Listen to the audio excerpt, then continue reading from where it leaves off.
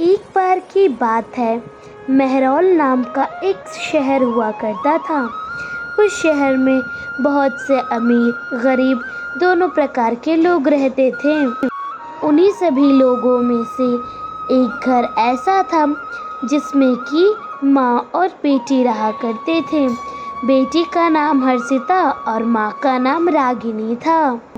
रागिनी के पति का देहांत एक फैक्ट्री में हो गई थी। तब से रागिनी घर के कामों काज में हाथ बटाकर वह दूसरे घरों में भी जाकर काम किया करती थी। उससे उसे थोड़े से पैसे मिल जाते थे। वह बड़े बड़े घरों में जाकर घर की साफ सफाई, झाड़ू पोछा और बहुत सारे घर के काम भी किया करती थी, जिससे कि उसे 2 वक्त की रोजी रोटी खाने को मिल जाती। रागिनी के पति के देहांत के बाद उनके जीवन की स्थिति बहुत बिगड़ने लगी। रागिनी बहुत मुश्किल से 2 वक्त का खाना भी कमा पाती थी। वह अपनी बेटी की ज़रूरतों को पूरा नहीं कर पाती थी। एक बार जब रागिनी अपने घर की साफ सफाई कर रही होती है, तभी वहाँ पे हर्षिता आ जाती है और रागिनी फिर कहती है, हर्षिता, तुमने आज सुबह से खाना नहीं खाया है, जल्दी से हाथ मुंह धो लो, मैं खाना परोस देती हूँ और हम दोनों साथ मिलकर खाएंगे। जल्दी करो। नहीं माँ, मुझे खाना नहीं खाना।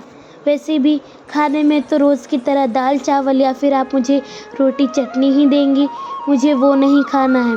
मेरे दोस्त हमेशा पिज़्ज़ा, बर्गर, समोसा, चॉकलेट सभी चीज़ खाते हैं। मैं आपसे सिर्फ एक चॉकलेट मांगती हूँ, आप मुझे नहीं दिलाती हैं। आप मेरी बातों को टाल देती हैं।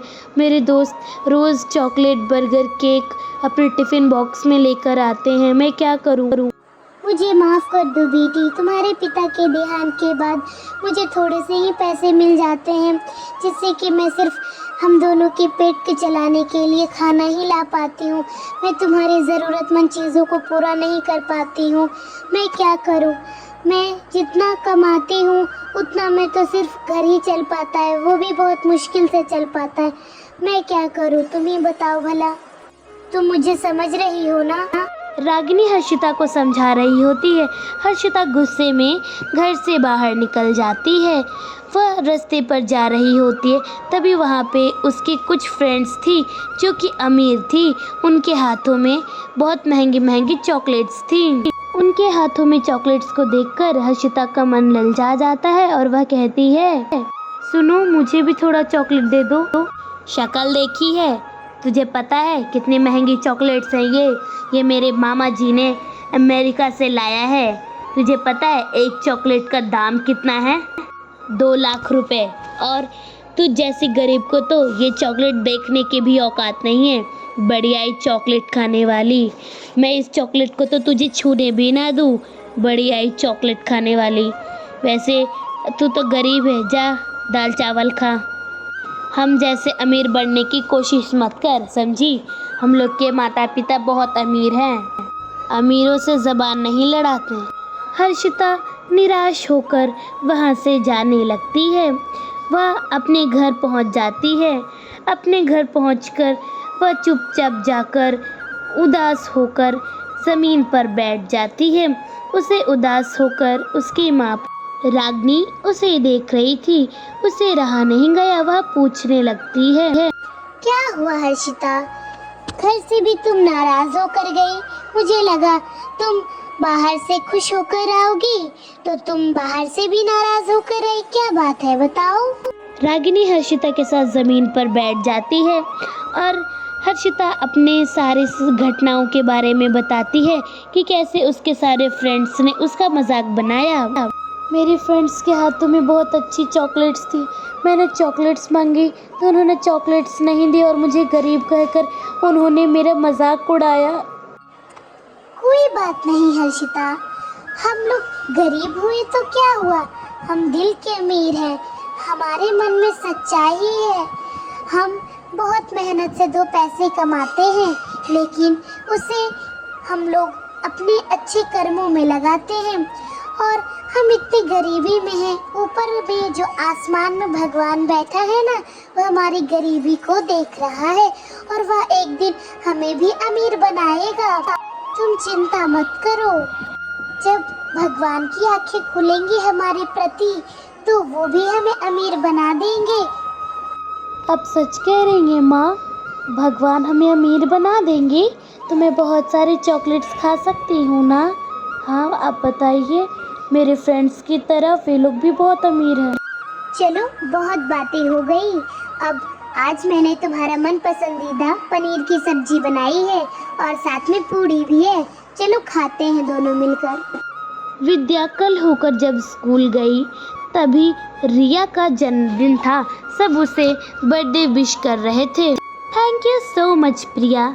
यस, आज मेरा बर्थडे है और मेरे पापा ने बोला है कि सभी क्लास में जितने भी स्टूडेंट्स हैं सभी को चॉकलेट दे देने के लिए। मैंने सभी के लिए चॉकलेट्स लाया है, मैं तुम्हें भी दूंगी। रिया क्लास में सभी स्टूडेंट्स को महंगी महंगी चॉकलेट्स देती है।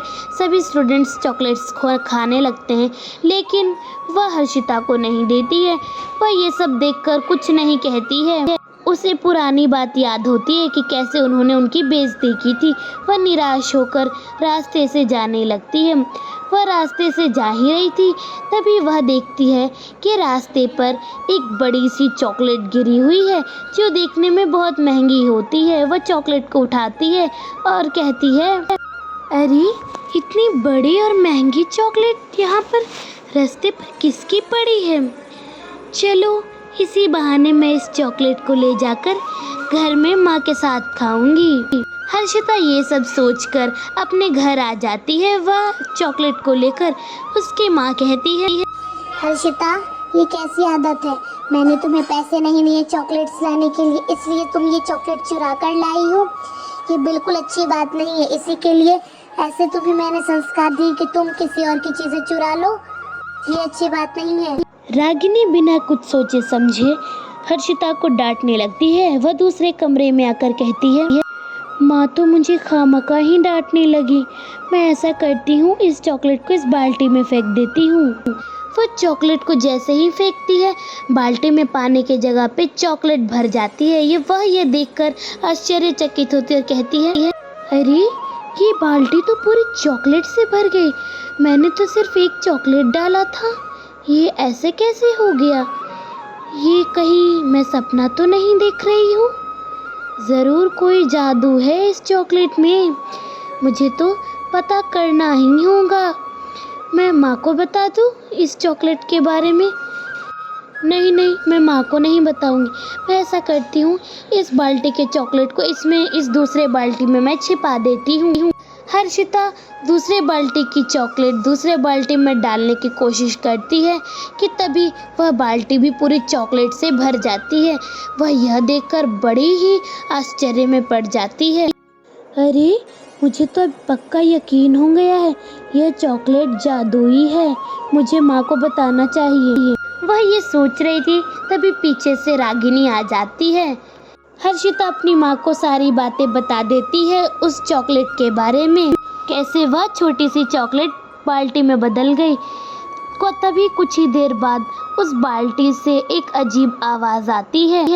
सुनो हर्षिता, मैं जादुई चॉकलेट हूँ और मुझे तुम जिस बर्तन में डालोगी मैं उसका आकार ले लूँगी। मुझे खाने से सभी लोगों की बीमारियां दूर हो जाती हैं और उन्हें जिंदगी में कभी भी कोई बीमारी नहीं होती है। जादुई चॉकलेट ये बातें कहकर चुप हो जाती है। रागिनी और हर्षिता हैरान हो जाते हैं।